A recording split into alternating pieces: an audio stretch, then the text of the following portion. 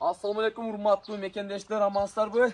Biz bugün Oş şahrındağı Madaylı ökmetindегі Kırgızчек айылында тұрабыз. Өзіңіздер білгендейлі 14 iyul күні апаттан, селден, жабырқаған үйлерден бірінде тұрабыз. Азыркы уақытта апабыз, ағабыз аябай жардамға мұқтаж болып тұрған учур. Апа, ошол уақытта қандай болду эле, сел кайсыл жактан келди? Siz bir düşündürüp ötsöңүz. Allah'ın apatı geldi. Biz o gün mınal jaktardagı gelip, mınal jaktan iki joldan teң sel gelip, korup kalıp şu mınal jerde 20 metre saray var ile mınal jakta da kunya üçe ошонелер бар эле ошону анан алып комнат үйдү алып кетти.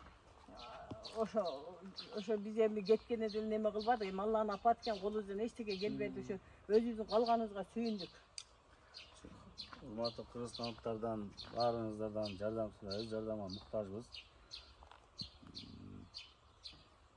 Ошол убакта мындайча алганда үй бүлөңүздөрдөн эч ким жабыркаган жокпу? Үй бүлөдөн эч ким жабыркаган жок. Мен өзүм үйдө элем. Аялым, балам жүрүлгөндөн кийин балам көтөрүп эле туруп калдым. Могул жерден суу келди. Эч жака качалган деле жокпуз. Дуалдын астында эле туруп калдык. Sen токтоо дейм. Тугандар, азыркы убакта апабыз, агабыз бул жакта мына көздөр көргөндөй ушул шатырда, палаткада жашап аткан убак. Өздөрү көргөндөй кичинекей үйкөбүз да бул жакта. Бул жерде агабыздын канча мээнет менен курган сон болгон 6 комнаталы заңгыраган үйү, үй чочоктун навеси, бул жакта сонун болгон малканасы. Бардыгы бир заматта жок. Караңыздар тугандар.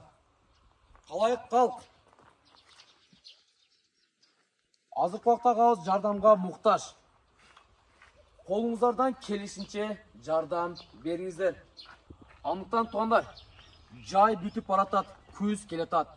Кыш келгиче күн сууктакча, апабыз, агабыз жок дегенде 2 комнаталы болсо дагы үйүн тургузуп алышына сиздер көмөктөш болуңуздар жана себепкер болуңуздар.